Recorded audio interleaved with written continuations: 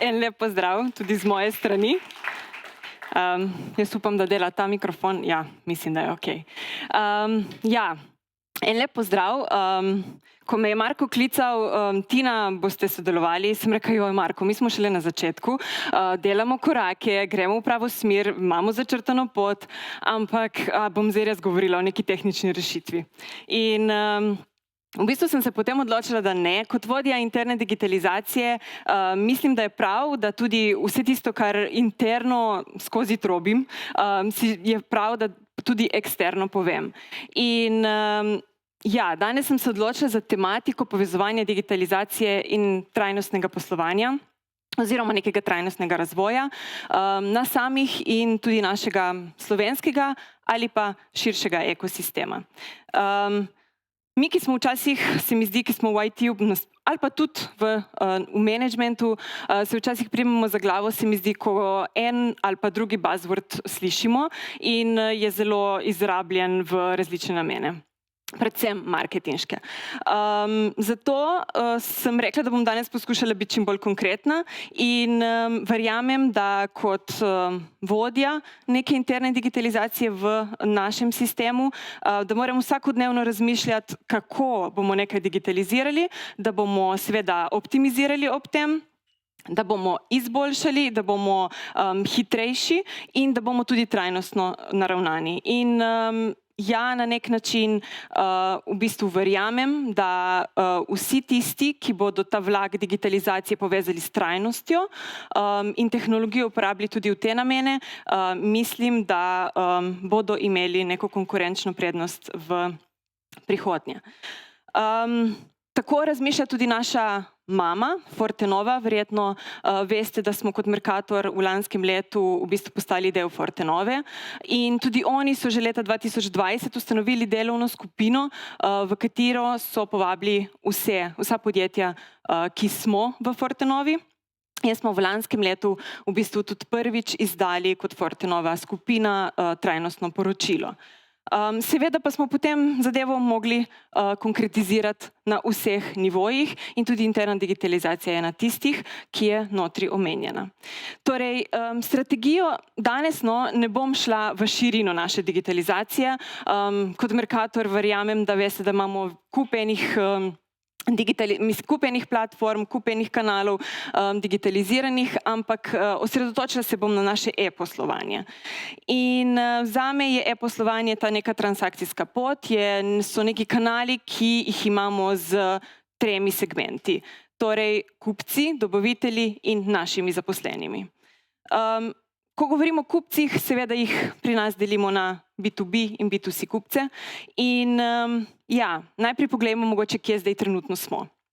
Torej, B2C kupci, ena super posebnost in tudi moč Mercatorja, ki jo vidim v povezavi z B2C kupci, je naša seveda Pika kartica. In ja, približno oziroma skoraj 90% slovenskih gospodinjstev ima Pika kartico, kar pomeni, da imamo preko nje kar veliko lahko moč in po drugi strani odgovornost za dostop do vseh kupcev. Imamo Moj aplikacijo Digitalna pot, imamo M-scan, s katerim lahko poskenirate v trgovinah in tako tudi digitalno v bistvu kupujete. Imamo virtualni račun, kar zmanjšuje nek papir, mogoče, očitno, ne vem, v katero smer bomo šli zdaj z računi, ampak recimo, da bomo ta del lahko tudi digitalno popolnoma digitalizirali. In seveda neka e-pristopnica za našo modro kartico. Pri zeleni kartici, tisti, ki jo imate, veste, da je to na nek način kreditna kartica in da potrebujemo še en korak naprej, da bomo popolnoma digitalizirani. B2B kupci definitivno želimo to pot od naročanja do izdaje računov seveda popolnoma digitalizirati.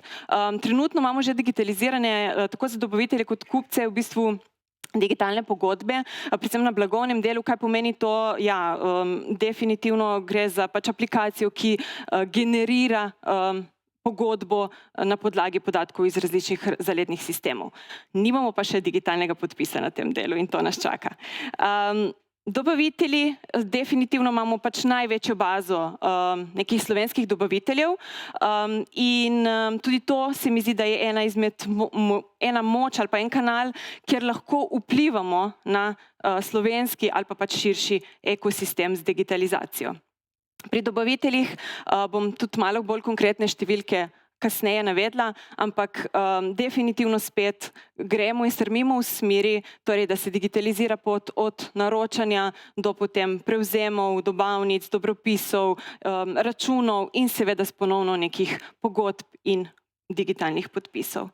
In potem ne smemo pozabiti še na zadnji segment, pomemben segment, ker smo seveda še vedno v Sloveniji največji zaposlovalec, približno 9000 ljudi je pri nas zaposlenih in mogoče tudi naša specifika retaila nam žal še vedno ne omogoča, da bi vsak zaposleni imel neko službeno mobilno napravo. Kot mogoče nek zanimiv podatek, ki nam ni v čast, ampak žal je to neka realnost trenutna, je, da samo 32% naših zaposlenih ima neko službeno mobilno ali elektronsko napravo.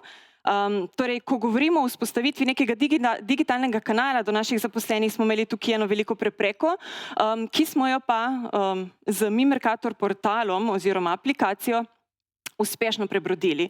In imajo oziroma uspeli smo motivirati naše zaposlene, da so preko svojih osebnih digitalnih naprav v bistvu pristopali do aplikacije in jim zdaj lahko preko tega kanala tudi sporočamo, komuniciramo oziroma dostavljamo neke digitalne dokumente, digitalne procese. Ja, naredili smo tudi prve korake na temo kadrovske administracije, ampak mogoče o tem še malo kasneje. Torej, da bom bolj konkretna, tukaj nekaj številk, predvsem številk povezanih z v bistvu dvemi segmenti, torej dobavitelji in zakupci. Torej, ponosni smo, da smo tako z dobavitelji preko e-naročanja in potem seveda tudi izdaje nekih računov, da te številke oziroma procente zvišujemo. Ampak zakaj sem prej tudi govorila o, bom rekla, tej veličini Mercatorja, predvsem v slovenskem prostoru, ko govorimo o številu dobaviteljev, številu zaposlenih, številu kupcev, je ravno to, in to zelo povezujem s trajnostjo, torej, da imamo to moč, da ko sebe digitaliziramo, ko sebe izboljšujemo, pušamo tudi ves ekosistem, ki sodeluje z nami v to smer.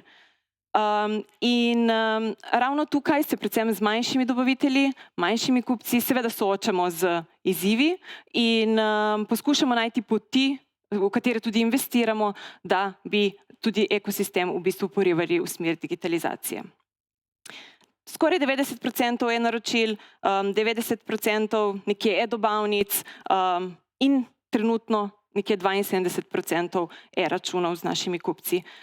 Bom pa tako rekla, o teh številkah se dnevno pogovarjamo oziroma tedensko, poročamo jih, kar samo pomeni, da enostavno tudi naš menedžment zelo, zelo poriva v to smer. Druga stvar pa je, v naslednjem letu vemo, da leto ne bo najlažje za vse nas in enostavno v duhu neke optimizacije je ta naša digitalizacija, tudi interna, zelo, zelo pomembna. Zato usmeritev za prihodnost, za vsak segment smo si zapisali in zadali konkretne usmeritve, tudi roke in upam, da jih ne bomo presegali, ne Marko?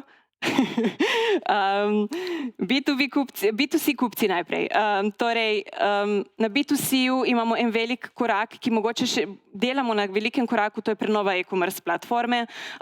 Jaz upam, da v naslednjem letu v bistvu boste vsi tudi to že videli, smo v prvi fazi testiranj, tako da verjamem, da gremo v pravo smer, digitalizirali smo tudi letak, digitalizirali bomo tudi v bistvu zeleno pika-kartico oziroma pristopnico do zelene pika-kartice in jo povezali z digitalnim podpisom.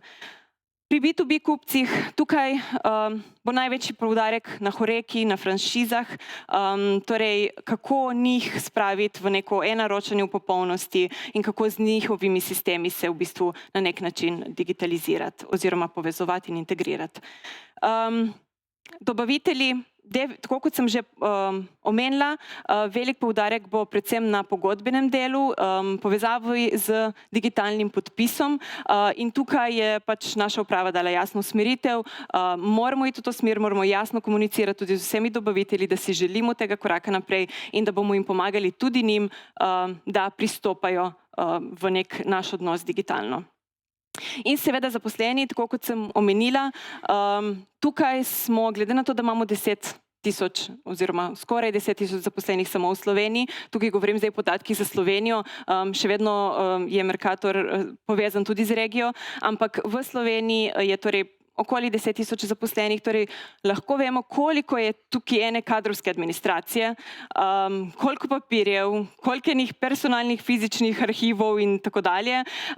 Skratka, tudi to področje, na tem področju bomo šli v popolno oziroma smo že na tem vlaku popolne digitalizacije kadrovske administracije in povezave z digitalnim podpisom za naše zaposlene. Rekla bi, da so usmeritve nekako jasne. Prvi koraki so bili že narejeni. Verjamem, da leto 2023 bo na eni strani izziv, na drugi strani pa seveda kot vedno priložnost.